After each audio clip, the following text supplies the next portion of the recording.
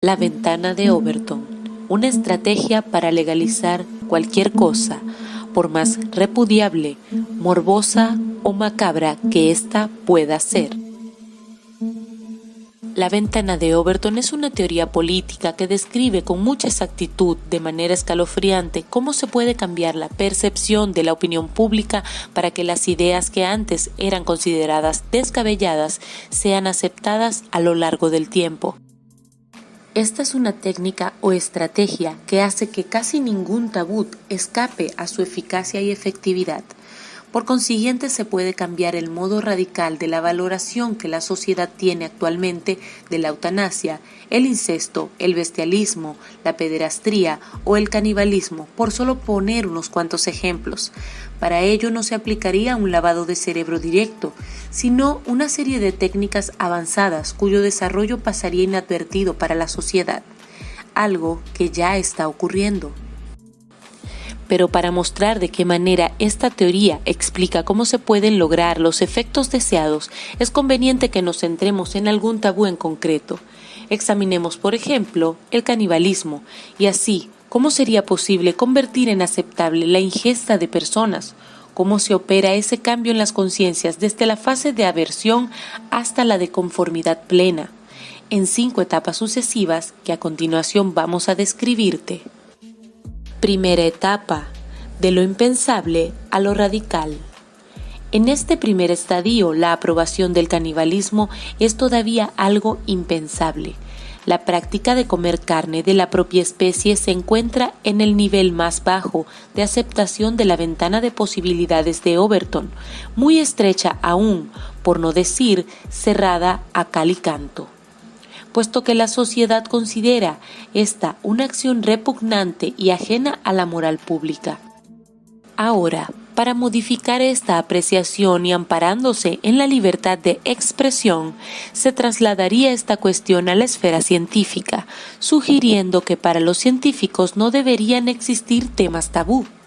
En ese caso, podría realizarse un simposio etnológico sobre los rituales exóticos de culturas ancestrales, para obtener declaraciones autorizadas sobre costumbres caníbales, forzando así la transición de la actitud negativa e intransigente original de la sociedad a una actitud más positiva y abierta. Segunda etapa, de lo radical a lo aceptable. En esta segunda etapa ya se persigue abiertamente la aprobación del canibalismo. Para que éste pueda ser aceptado hay que seguir divulgando las conclusiones de los científicos e insistir en lo oportuno que es no tener prejuicios sobre el tema, calificando de intransigentes a quienes se nieguen a adquirir conocimiento sobre el mismo. Los que se resisten deben empezar a ser vistos como fanáticos que se oponen a la ciencia y a la ilustración, mientras se condena públicamente a los intolerantes. Es necesario crear para esto un eufemismo con la intención de que se pierda el significado directo del término original y sus connotaciones negativas, sustituyendo así la expresión original canibalismo por antropofagia primero y antropofilia en el último término.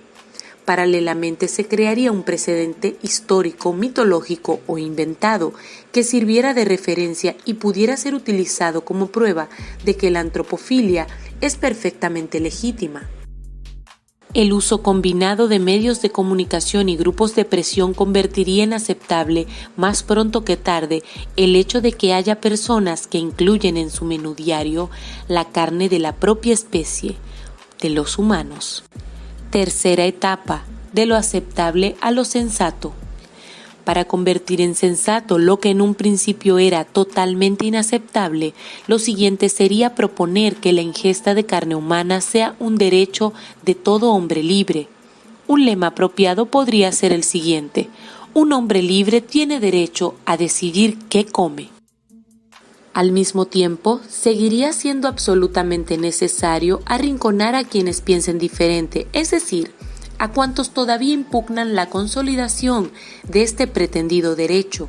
Así se acusaría a estas personas de radicales que odian la antropofilia, de retrógrados y extremistas que arrojarían en hogueras, si pudieran, no solo a los caníbales, sino a los miembros de cualquier minoría.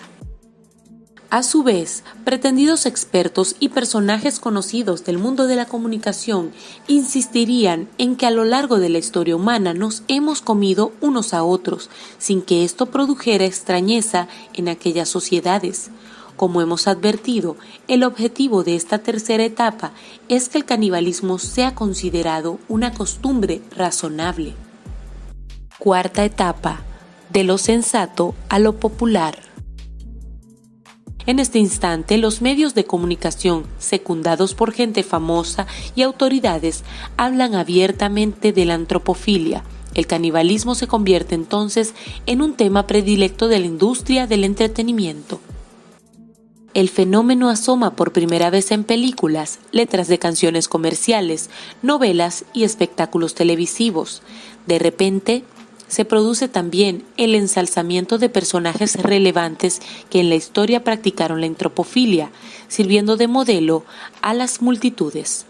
El fenómeno pronto se vuelve imparable y multitudinario. Además, para reforzar su imagen positiva, los caníbales son presentados ante la opinión pública como víctimas de una sociedad represora que les impide satisfacer sus apetitos y comer lo que su cuerpo les pide. Quinta etapa, de lo popular a lo político. El ideal ya está al alcance de la mano. En esta última etapa, la ventana de posibilidades de Overton, totalmente cerrada al principio, aparece ya a escasos centímetros de abrirse de par en par. El empujón definitivo consiste en preparar la legislación para legalizar el fenómeno. Los partidarios de la legalización del canibalismo, incorporados en grupos de presión, se consolidan en el poder y crean encuestas con el fin de mostrar un alto porcentaje de partidarios de la legalización de dicho fenómeno. Y es así como de forma automática, como la fruta que cae por sí sola del árbol, se acaban estableciendo en la conciencia colectiva nuevos e incontestables dogmas. Se prohíbe la prohibición de comer personas. Comer personas es un derecho. Quienes se oponen a la antropofilia incurren en un delito de antropofobia. Como vemos, el movimiento de las ventanas es una estrategia perfectamente definida ya por bastantes años. Hemos contemplado el arco completo pasando del rechazo absoluto al canibalismo como uso totalmente ajeno a la moral pública, a su legalización y aprobación popular y política.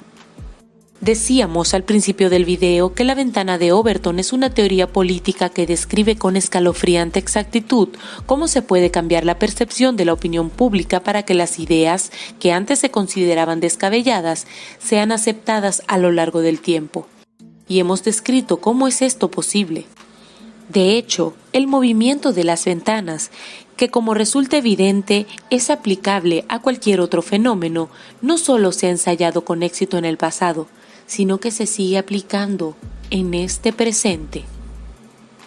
Piensa, analiza y sobre todo cuestiona.